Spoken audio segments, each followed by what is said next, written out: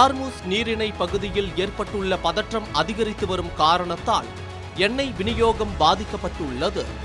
ஆனால் அதே ஆர்முஸ் நீரிணை மற்றும் அதனை சுற்றியுள்ள நீர்நிலைகளில் உலக அளவில் பாதிக்கக்கூடிய முக்கிய விஷயமும் இருக்கிறது.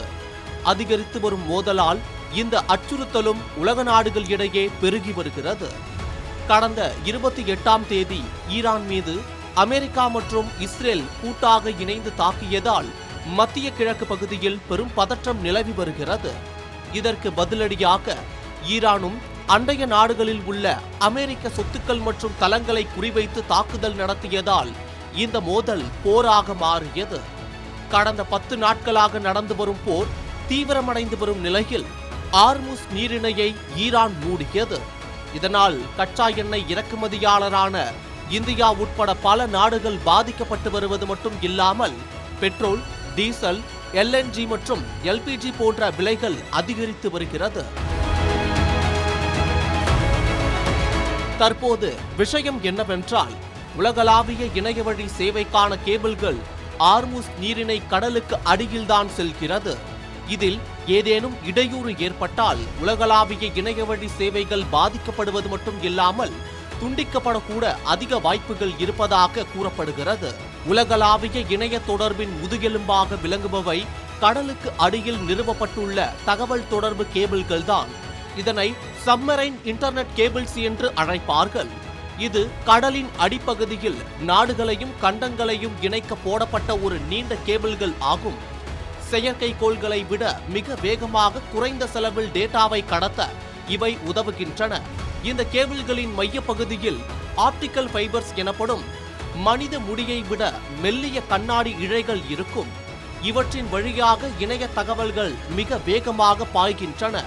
இந்த கேபிள்கள் தான் உலக அளவில் பெரும்பாலான டிஜிட்டல் தகவல் தொடர்புகளை கடத்துகின்றன.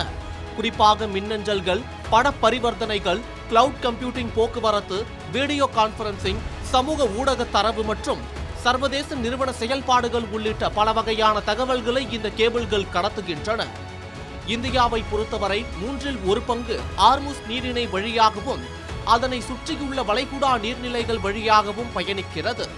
ஐரோப்பா, மேற்கு ஆசியா மற்றும் பிற உலகளாவிய டிஜிட்டல் மையங்களுடன் நாட்டை இணைக்கும் பல நெட்வொர்க்குகள் இந்த வழித்தடம் வழியாகவோ அல்லது அதற்கு அருகிலோ செல்கின்றன.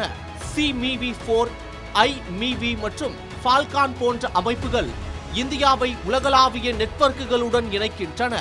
மத்திய கிழக்கில் பதற்றம் அதிகரித்து வருவதால் ஆர்முஸ் நீரிணை கடலுக்கு அடியில் இருக்கும் தகவல் தொடர்பு உட்கட்டமைப்புகளுக்கு அச்சுறுத்தல் ஏற்படக்கூடும் என்று நிபுணர்கள் எச்சரிக்கின்றனர். ஒருவேளை அந்த கேபிள்களுக்கு ஏதேனும் பாதிப்பு ஏற்பட்டால் இணையவழி தகவல் தொடர்பு பாதிக்கப்படுவது மட்டும் இல்லாமல் போர் சமயத்தில் கப்பல்கள் அங்கு நின்று அதனை சரி செய்வதிலும் பெரும் சிக்கல் ஏற்படும். மேலும் பல்வேறு நிறுவனங்கள் ஆழ்கடல் வழியாக செல்லும் கேபிள்களை அடுத்த தலைமுறை கேபிள்களாக உருவாக்குவதில் ஈடுபட்டுள்ளனர். சமீபத்தில் கூட கூகுள் CEO சுந்தர் பிச்சை இது தொடர்பான அறிவிப்பை வெளியிட்டது குறிப்பிடத்தக்கது. நங்கூரங்கள், மீன்பிடி வலைகள், நிலநடுக்கங்கள் அல்லது சுறா மீன்களின் கடியால் இந்த கேபிள்கள் சேதமடையக்கூடும். அவ்வாறு சேதமடைந்தால் பிரத்யேக கப்பல்கள் மூலம் கேபிள் மேலே கொண்டு வரப்பட்டு சரி செய்யப்படும் என்பது குறிப்பிடத்தக்கது.